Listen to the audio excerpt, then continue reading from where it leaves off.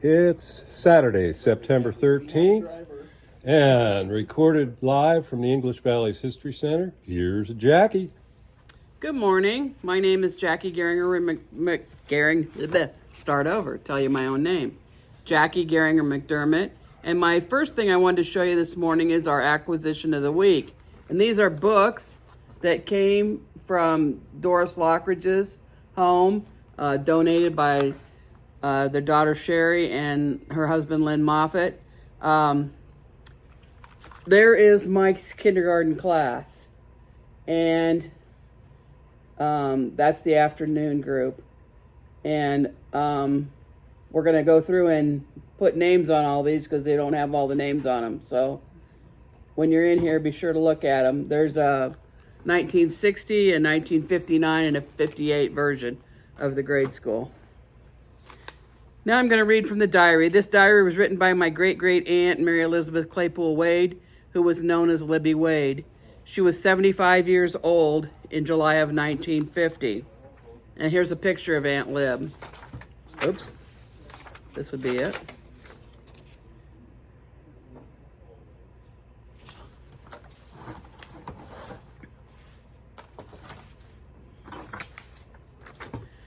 I will read and talk about a few days in the diary, then switch to happenings around the History Center and feature stories.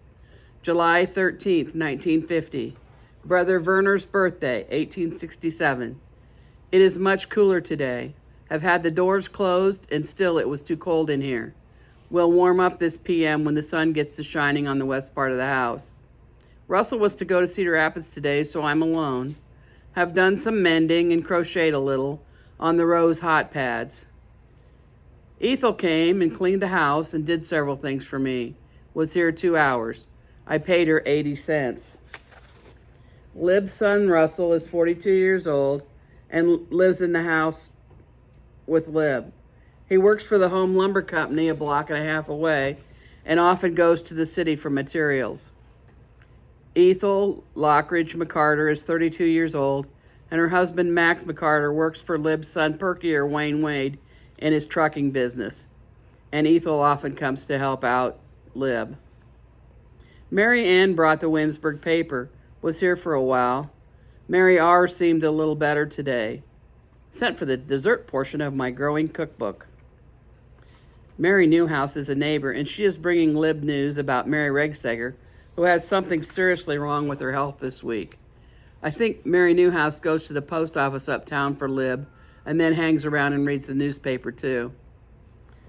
Mary Wade Regseger is the younger person in this picture, and she's almost 73 years old now, and is Lib's longtime good friend, having grown up in the Green Valley area east of town, where Lib taught school and married.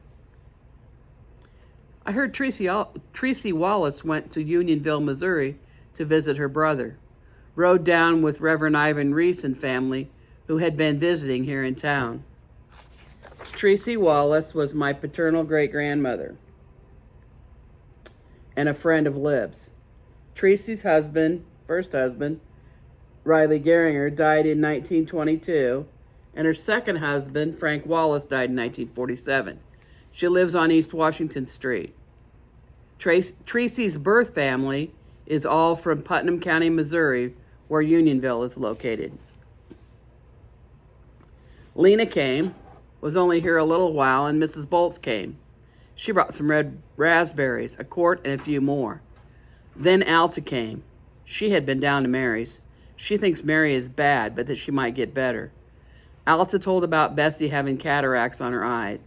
She may go to Marshalltown in October to have an operation. Lena Wallace Wade is married to Lib's second son, Warren or Mike Wade.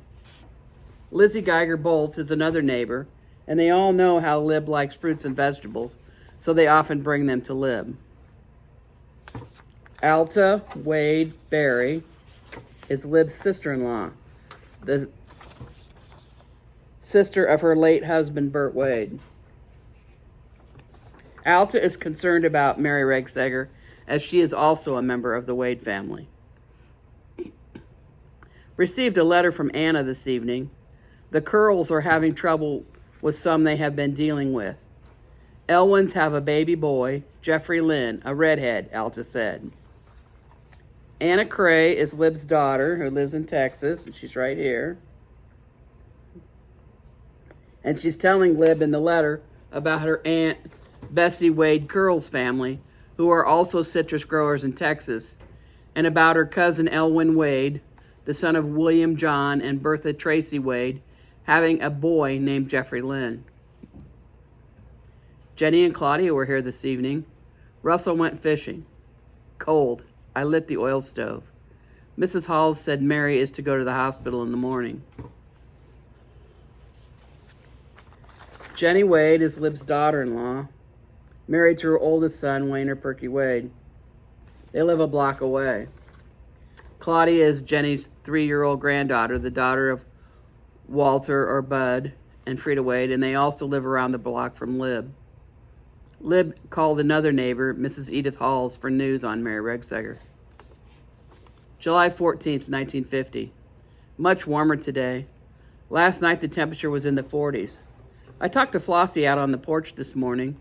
Millard is gaining again now. The sore he had was caused by an improper fitting cast. She was going out to Helen Wilkerson's today to demonstrate the sewing machine. Flossie Claypool West lives across the street in a boarding house and demonstrates sewing machines for Mahana Furniture uptown. Her father, Millard Claypool, who is the son of Lib's cousin Wallace Claypool, has been battling health problems. Helen Kelly Wilkerson, the wife of Leonard Wilkerson, is a potential client for Flossie's sewing machine demonstrations. Suzanne and Claudia were here a while. I cooked some lean beef and made dumplings for dinner. Jenny sent me a pan of wild gooseberries, and Mrs. Bauer picked our currants and a few big gooseberries and also a few raspberries.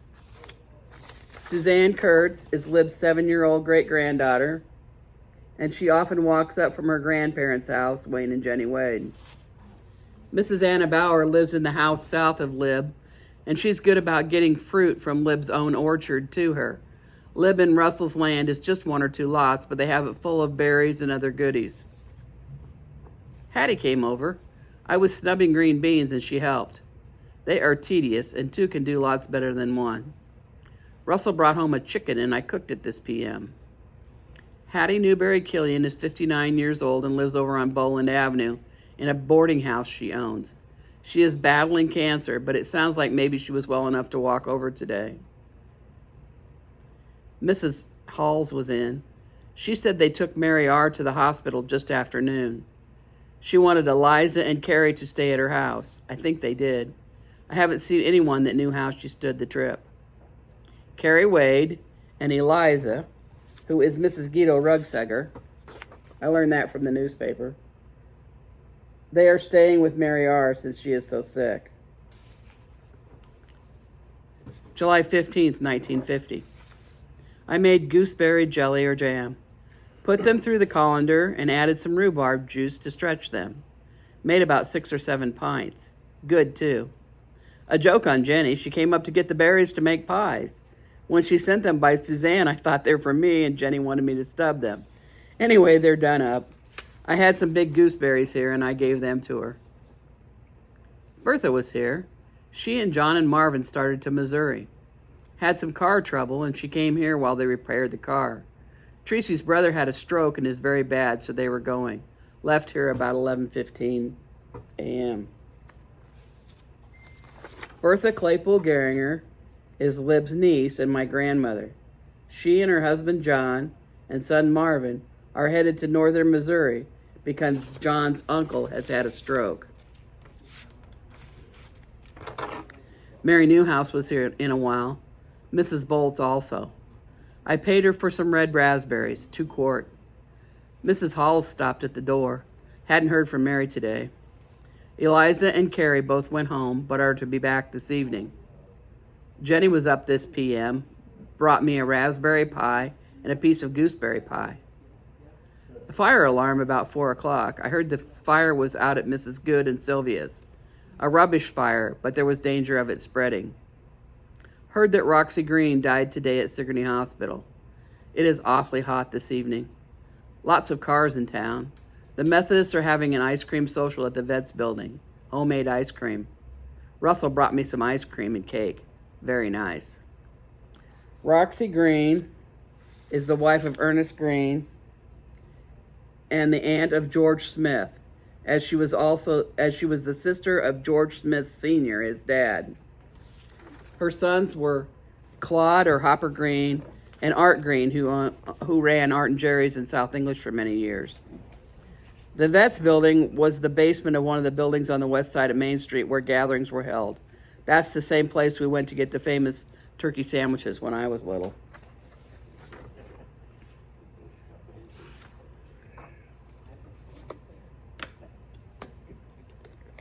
July 16th, 1950. Nice and warm. Had a thunder shower about midnight, but not much rain. Russell went fishing early this morning. Harold Bucher was to go with him.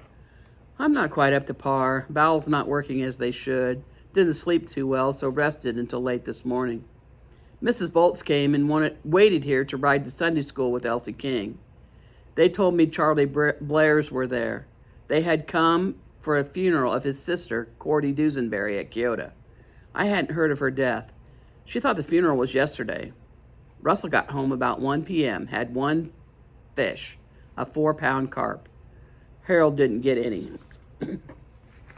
And I found the death announcement for Cordy Dusenberry. She was the daughter of Rachel or Tennessee Blair from east of town, and she resided in Kyoto. And I also saw the birth list down here. We've got Mr. and Mrs. Harold Lee, a boy, Terry Joseph, and on July 15th, Mr. and Mrs. Vernon Weingarten, a boy, Lester Van, and on July 18th, Mr. and Mrs. Charles Van Fleet, a boy, Everett Lee. Those are the ones I knew. Burl told me yesterday that his mother is in the same room with Mary at the Sigourney Hospital. Mrs. Bolts told me today that they brought her home last evening. She had been there several days. Walter and Jimmy were here in the PM. I don't get to see him very often. They have lots of hauling now. Burl Long is a farmer friend from east of town that Lib often talks to, and Lizzie Geiger Bolts is a neighbor. Walter, or Bud Wade, is right here in the picture, is Lib's grandson and the father of Jim, or Jimmy Wade.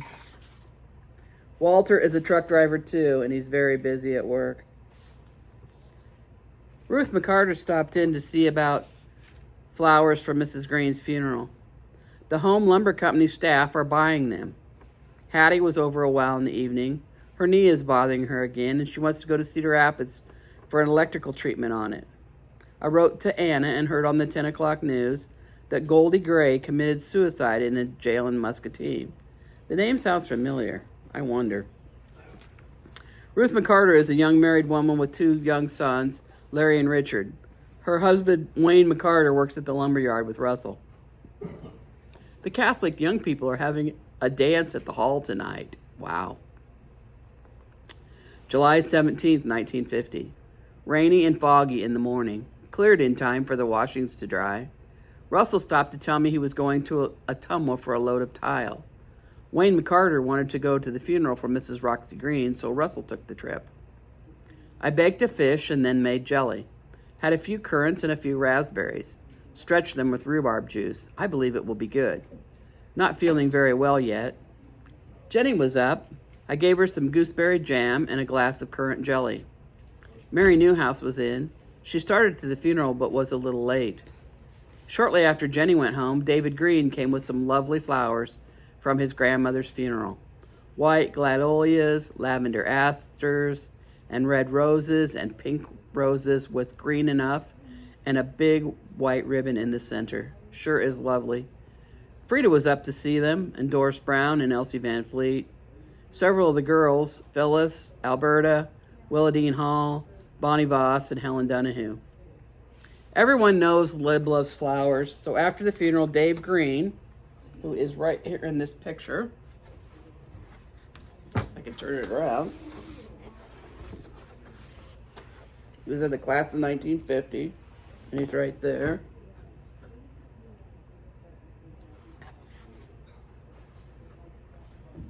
He brought some of the flowers from the funeral of his grandmother, Roxy Green, for Lib to enjoy. Several came to see the beautiful flowers, including her granddaughter Phyllis, who's right here, and several of her friends. Hattie told me about Robert Perrin's baby's death. Was buried yesterday in Millersburg, was 5.5 months old. The mother was a Dansdale, a sister to Jean Mullen. And here's the article about the young baby's death. He had a heart problem. The Oddfellows have installation tonight. Walter is to be the Noble Grand. Russell went to lodge. He resented a remark made by Bruce when he got back with his load. Some don't want to understand, I guess. Received a letter from Mary and Billy Carter from Longview, Washington. July 1st, 1950. A lovely morning. I feel better, so must get some work done. I called Carrie Wade. Mary was about as she was when she left home when they were there Sunday. She hadn't heard since. Carrie is going down this p.m. to see her. Flossie was here a few minutes. She is broke out with an allergy rash and has been laid up for a few days out with her mother. Had chills and was so sick. A toothache, too. Millard is much better. Molly was in a few minutes to see the flowers. I gave her some of them. Will Harris is making a change in the outside stairway over there, putting it on the north side now. Can get a better start, I guess. Molly Cheney Claypool, the wife of Millard Claypool, is Flossie's mother. Flossie lives in an apartment where they are building an outside stairway across the street. Will Harris owns the house. Mary Newhouse was here. Carrie and Eliza stopped on their way from visiting Mary at the Sigourney Hospital. They think she is getting thinner and worse and is very bad. The doctors are x-raying today. They tell of a lump in her side. I never knew about it. Charles Van Fleets have a baby boy born this forenoon. Mrs. Bolts was up a while. She took some flowers home and also gave some to Mary Strasser Wolf.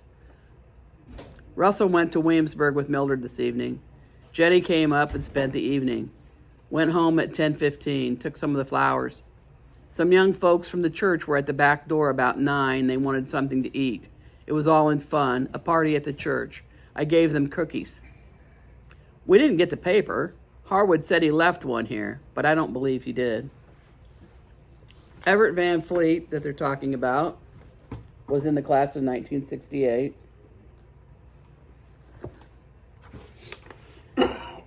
Harwood, or David Hogendorn, the son of Carl and Bertilla, was Lib's paper boy.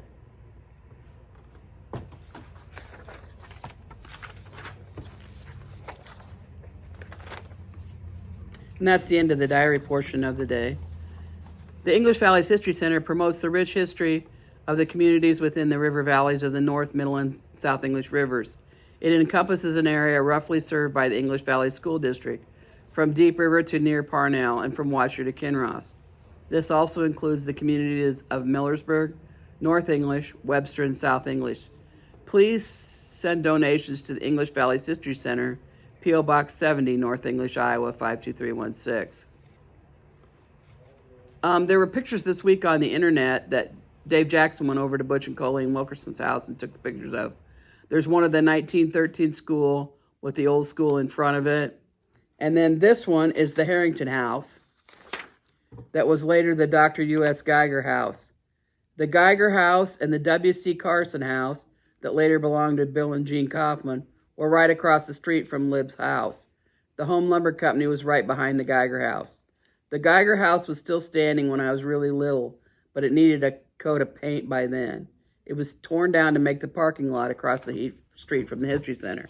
So right here is the Geiger House, and run right back here is the Jean Kaufman House.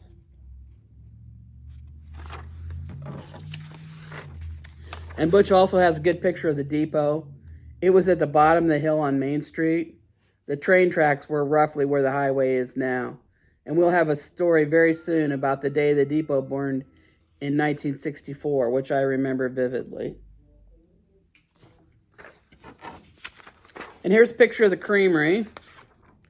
It was just south of the intersection of Main Street and East Washington Street. A set of railroad tracks was on the south side of the building, and the tracks ran across Main Street to Smith Motor Company and Smith Coal Company. This spur was used to ship butter and other goods east to the main track east of Smoky Row. The Smoky Row Trail had a live train track on it when I lived on Smoky Row in the 1950s and early 60s because we got in major trouble for hiking on that railroad spur.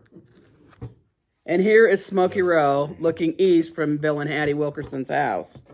On the north side, Jen and J.R. Rugg's house is missing because it was not yet moved to town. The next small house belonged to Pernell and Ruth Summit in the early 1960s, and the next house belonged to Jim and Janet Morrison. On the south side is my brother Lou's Garringer's house now, which my parents owned from 1956 to 1964. It was built in the 1940s by a father of my friend Sandra Spain from Watcher. Her maiden name was Walsh. And the next house is that my grandma Tracy Wallace lived in 1950, and it was owned by Helen and Leonard Wilkerson. And then Rosa Secor's house with the trees out front that had barbed wire to keep the children from climbing the tree and splatting themselves on the sidewalk below, which is now owned by Wyman Jacobs. And then the house that the Bruce Holden family lived in when we lived on Smoky Row. So these pictures are here if anybody wants to see them.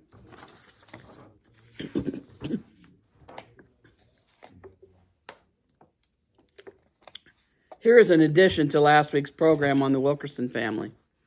The picture right out here on the wall at the History Center is of the cream haulers from 1963 at the English Valley Cooperative Creamery. And they include 4 of the Wilkerson boys. In the back, from left, Don Ruplinger, Chad Wilkerson, Ralph Kavanaugh, Jim Parsons, Butch Wilkerson, and Leonard Wilkerson. And in the front, Jack Lockridge, Bob Schaefer, and Tib Wilkerson. Butch Wilkerson was in here this morning talking about the cream routes, and he said he owned a cream route from 1955 to 1973, and he talked about how they had to buy those cream routes, and they had to furnish all their own gas, and his route went south of town, clear down to Fairfield area.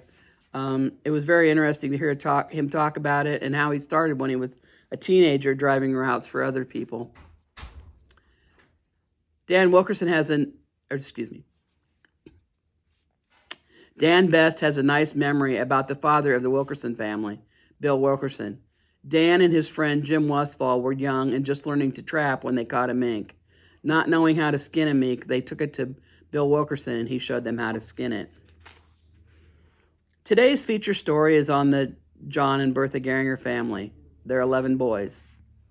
Okay, this is a bit of a cop-out as I didn't have much to do on the research on this one as I'm still recovering from surgery. John and Bertha Garringer were married in Iowa County, Iowa on August 28th, 1918. John was originally from Putnam County, Missouri, just over the border from Iowa, and Bertha was from the Carter and Claypool families, who were settlers in Iowa County after the Civil War. She was Lib Wade's niece because her parents were Lib's older brother, Benton Claypool, and his wife, Rosa Carter Claypool. John and Bertha farmed north and east of North English in an area called Yankee Point that had a church and a school. They later rented the farm and moved to town several times, finally selling the farm and settling in North English in 1965. Their 11 boys were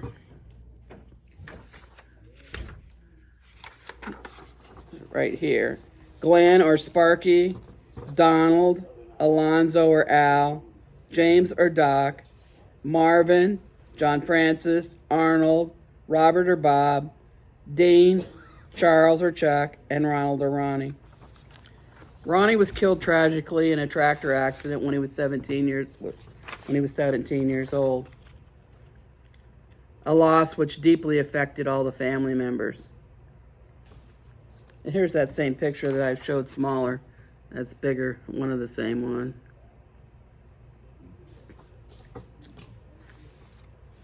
Glenn or Sparky, this picture of him in his outfit when he was in the Navy, uniform. He was married to Mamie Burkett from North English.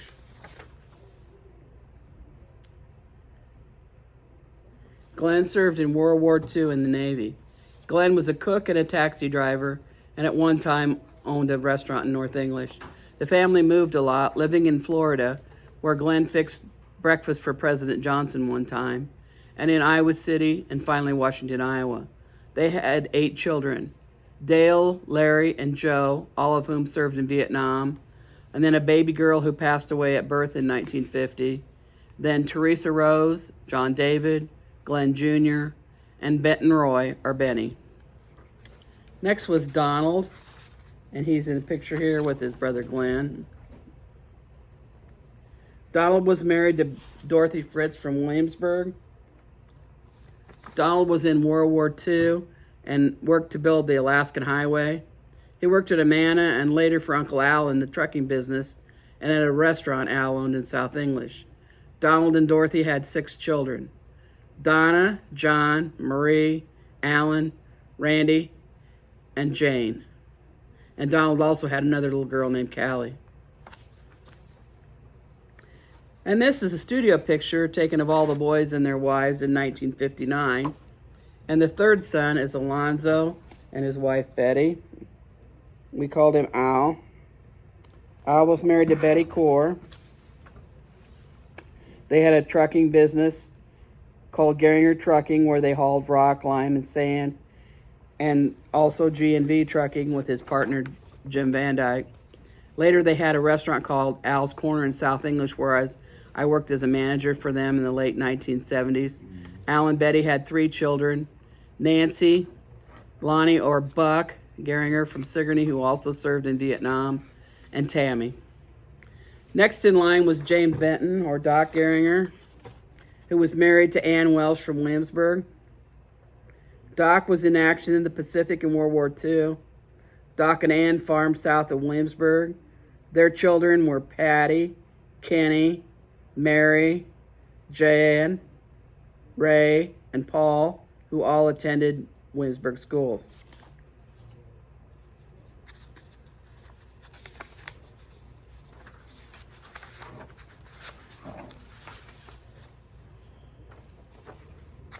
In this group photo from 1942, we have Glenn, Donald holding Chuck, Al, Doc, Marvin, John Francis holding Ronnie, and in the front, Arnold, Bob, and Dean. Marvin, who is that one, was married to Marlene Newberry from North English. Marvin and my dad, John Francis Garringer, and Squirt Wilkerson all joined the service on the same day in 1950. Marvin's right here.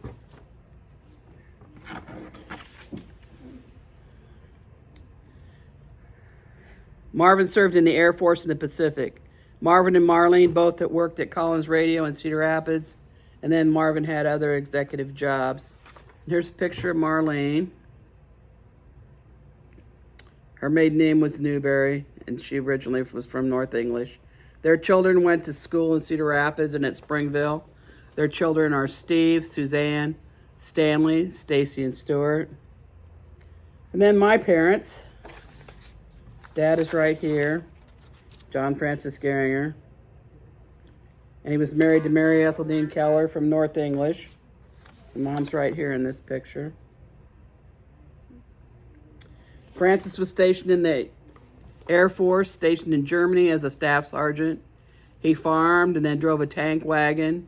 He leased Standard Service Station in North English, and then went to work at Wilson's in Cedar Rapids. There are 7 of us: Jackie, Rita, Lou, Mike or Chip, Lee, Tom, and Gary. And also in the group photo, let's see, there's my parents there. And then next to them are Arnold and Joanne.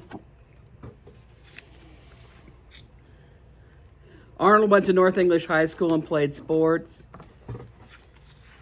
He is right here in the centennial picture of the ball players.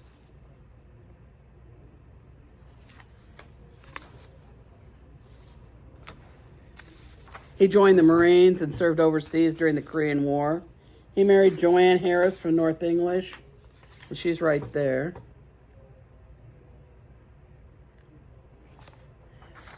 He was a salesman a cook, and an entrepreneur. They lived in Dubuque, Des Moines, and finally Fort Worth, Texas. My Texas cousins are David, Kim, and Carrie.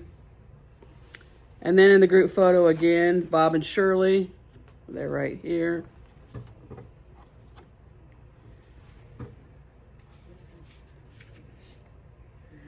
Robert, or Bob, was an Army paratrooper. He married Shirley Dennison from the class of 1960.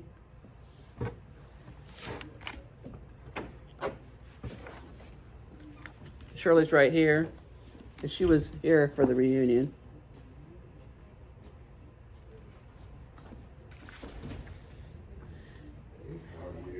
Bob and Shirley lived at Parnell. Bob was a ready-mix truck driver, and he had other jobs like that, driving truck. Their children are Robert Jr. or Rob, Sheila, Richard or Rick, Cindy and Roger, and they all attended Williamsburg schools. Clifford Dean, or Dean Garringer, was in the class of 56, excuse me. And he was first married to Bev Powers from North English. And her picture's right here.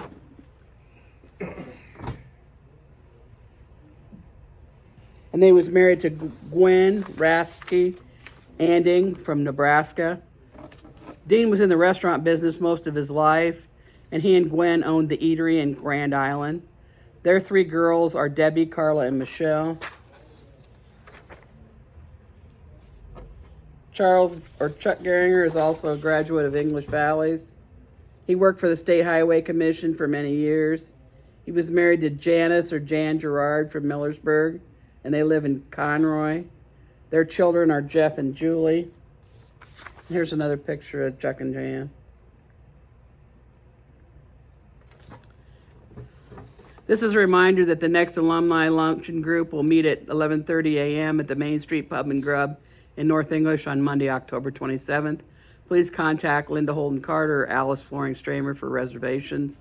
The next program is Sunday, September 21st at 2 p.m. and it's on Willard Veely, the grandson of John Deere. And the reason that's interesting to us in North English is that the name Veely Buggies is written on a building uptown. Vicki Johnson from California said, I was pleasantly surprised to see the broadcast this morning. It was enjoyable as usual. I often wondered if Russell and Mildred got married. I got my answer today. Thank you, Jackie. I'm so thankful you are well. Vicki is the granddaughter of Vic and Lucille Van Dyke and has fond memories of North English from when she lived here as a child. Mark Claypool from the Sigourney class of 1978 said, Jackie, so happy you're back and feeling better.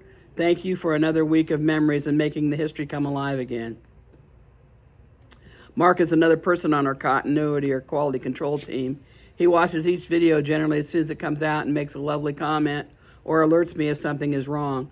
This is especially helpful the week that the sound cut out halfway through the video, as I had not left North English and was able to redo the second half of the broadcast. David Wilkerson from the class of 1978 said, nice job, Jackie. Lots of fond memories of aunts and uncles gathering on Sundays after church at Grandpa Bill and Grandma Hattie Wilkerson's. My brother Chip Garringer from Williamsburg from the class of 1977 said, history comes alive with stories like these. Chip watches me each week on the big screen TV. Pam Kavanaugh Shield from Cedar Rapids from the class of 1965 said, great to see and hear you, Jackie. Thanks again for your dedication to bringing us the history of our town, North English. And I heard from Richard Swanson, who is married to Maud Claypool's granddaughter, Virginia Hervey. Thank you for the podcast. My wife looks forward to seeing these every time. Susie Allison Lundberg from the class of 1976 in Iowa City writes, nice job, Jackie, as always. I especially loved your segment on Bob Hervey, whom I've always been so fond of. Bob was my bus driver from kindergarten through whenever I started driving to school. I was the first to be picked up and the last to be dropped off, so I had a very long bus ride. And in my younger years, I sat directly behind Bob, feeling safe. If I fell asleep on the ride home and my parents were busy on the farm, Bob would carry me into the couch and in much later years even attended my wedding. He was a great man and the best bus driver ever. Definitely the cleanest bus and the best music, KIOA. Diane Bonneter from Lanark, Illinois from the class of 1973 writes, Thanks, Jackie, for your dedication to the history of North English and the surrounding area. I also remember Bob Harvey as my bus route driver. It seemed like I was the last picked up in the morning and the last dropped off in the afternoon, though the schedule varied over the years. I remember a story about how he helped me defend myself against some older kids on the bus. No harm meant, but it seemed scary to a little only child. Yes, and I remember he was the first to have a radio on the bus and let us play pop music. Great memories. I learned from Bonnie Romine that Lynn Moffat donated the English Valley's class of 1963 composite or large group picture to the History Center. If you happen to have any of those large group photos, the History Center would like to display them in the new display case they are purchasing. Our condolences to the family of one of my mother's best friends, Jeanette Doherty Nadley, from the class of 1949. Here's a picture of Jeanette with the 1947 ball team that I showed earlier. She's in the back row right here.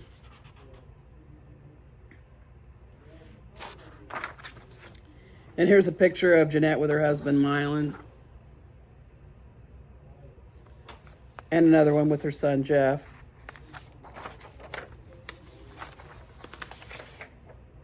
If you have pictures that I might borrow for my broadcasts, please send them to me. The best way is just to snap a picture with your camera in a spot where there is no glare and then send it to me on Messenger. You might ask what my few topics are for future programs. I do have a list of about 50 businesses and family groups and other subjects that I intend to do, but any English Valley topic would be doable. Let me know what you would like to see. We are also interested in learning about historical English Valley's items that you might wish to donate to the History Center. Please contact Dave Jackson, Scott Romine, or any board member to donate. Thank you, and see you next time. And that's a wrap. Thanks, Jackie.